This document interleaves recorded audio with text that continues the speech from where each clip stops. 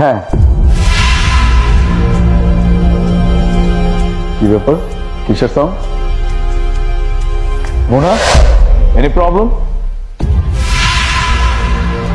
আরে এটা না আলিফের ওয়াইফ ভাবি? বাবা, ভাবি বেলুন ফুলাচ্ছে কেন? ভাবি পেট কোথায়? ও আমার দিকে জামার মধ্যে বেলুন ঢুকাচ্ছে, তার মানে ভাবি প্রেগনেন্ট না। এটা তো আলিফকে বলতে হবে।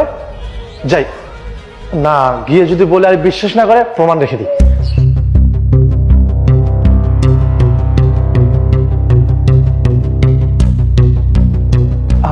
এবার হয়েছে, এবার যে আলিফের প্রমাণ সহ দেখায়।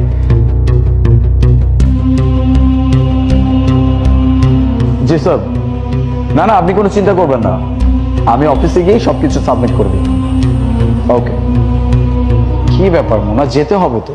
মা, আলিফ, আমার না হঠাৎ করে খুব পেইন হচ্ছে, বুঝছো? আমার মনে হচ্ছে কি আমাদের এক্ষুনি হসপিটালে যেতে হবে। আমি না আমার পেইন একদমই সহ্য করতে পারতেছি না। রিল্যাক্স, চলো। চলো প্লিজ। আলিফ,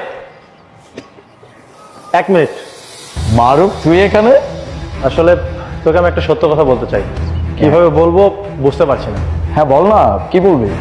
আসলে ভাবি প্রেগনেন্ট না, প্রেগনেন্ট সাজের অভিনয় করেছে, তোর সাথে মিথ্যা কথা বলেছে। হোয়াট? মিথ্যা কথা বলতেছে মানে? প্রেগনেন্ট না মানে কি বলতেছিস তুই? এসব মাথা ঠিক আছে তোর?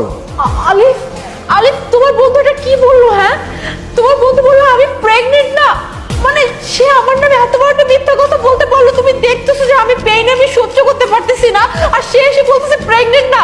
আচ্ছা ভাই, আপনি কি চাচ্ছেন? হ্যাঁ, আপনি চাচ্ছেন যে আমার আর আমার আলিফের মাঝে সম্পর্কটা নষ্ট হয়ে যাক, আমাদের সম্পর্কটা ভেঙে যাক, এটাই তো চাচ্ছেন, তাই না? তাই বলে আমাকে এত বড় একটা ব্লেম দিবেন?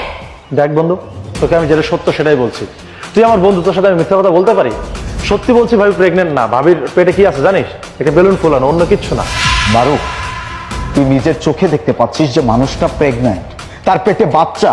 আরে বাবা, কিছুদিন পর আমি বাবা হব, তুই চাচা হবি, আর তুই কাকে নিয়ে কি বলতেছিস? এত খুশির একটা সময় আমার, আর তুই এসব উল্টাপাল্টা কথা বলতেছিস। আর তুই কি ভুলে যাচ্ছিস ও তোর ভাবি হয়?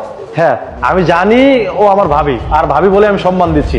আমি সত্য কথা বলছি যে ভাবির পেটে বাচ্চা নাই, অন্য কিছু আছে। তুই দেখতে চান আমি প্রমাণ দেখাতে পারি। আচ্ছা ঠিক আছে, তুই যে এইসব কথা বলতেছিস, তোর কাছে কোনো প্রুফ আছে? আলিফ, তুমি এসব কি বলতেছো? হ্যাঁ, তোমার ফ্রেন্ড কি বললো না বললো, তুমি আমাকে এই কথা বলতেছো? আচ্ছা তুমি একটা কথা বলো, তোমার কি চোখ নাই? তুমি চোখে দেখতেছো না এই যে আমার পেট, আমার পেটে বাচ্চা, আমি প্রেগনেন্ট, আর তুমি কিনা বলতেছো যে তোমার এখন কেমন মনে হচ্ছে? তোমার ফ্রেন্ড সম্পূর্ণ মিথ্যা কথা বলতেছে, আমাকে ফাঁসানোর ট্রাই করতেছে। বিশ্বাস করো, তুমি না প্লিজ প্লিজ আর এখানে দাঁড়ানো না, আমাদের হসপিটালে যেতে হবে, আমার খুব পেইন হচ্ছে। আচ্ছা জান, একটু রিল্যাক্স হও। ও যেহেতু বলতেছে যে ওর কাছে প্রুফ আছে, তো প্রুফটা দেখি না। আর তুমি যেহেতু সত্যি কথাই বলতেছো, তুমি তো প্রেগন্যান্ট, তাহলে ভয় কিসে? আমরা জাস্ট এইটুকু দেখি যে ও কি দেখায়, তারপরে ওর সাথে আমি কথা বলবো। তুমি কোনো চিন্তা করো না। এই যে দেখ প্রমাণ। মোনা, এইসব কি?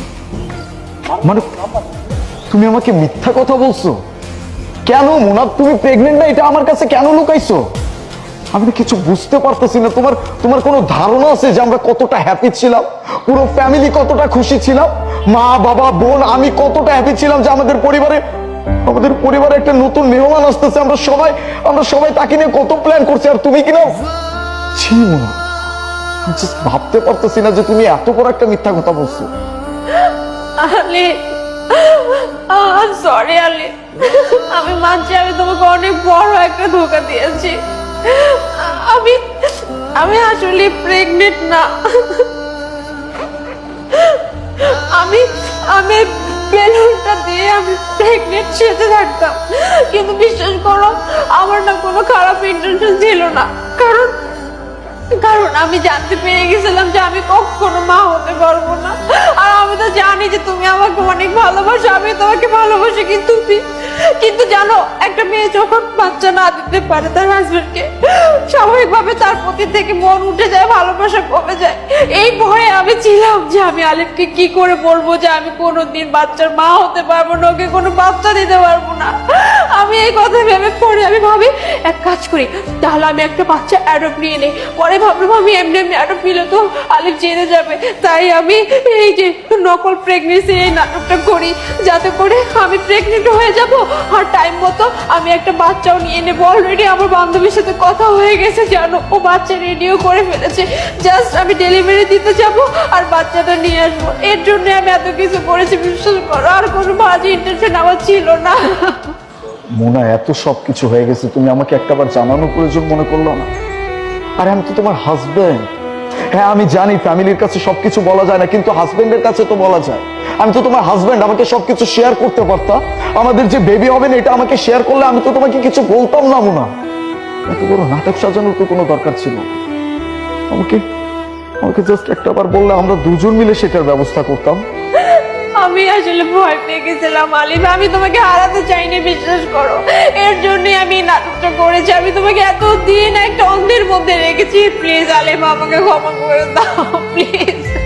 মোনা, আমি তোমাকে অনেক ভালোবাসি। আমি কেন তোমাকে ছেড়ে চলে যাব?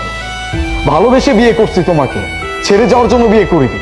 ঠিক আছে, যেহেতু আমাদের কখনো বেবি হবেই না আর সবকিছু তুমি অ্যারেঞ্জ করেই রাখছো, আমরা ওই বাচ্চাকে অ্যাডপ্ট করবো। চলো।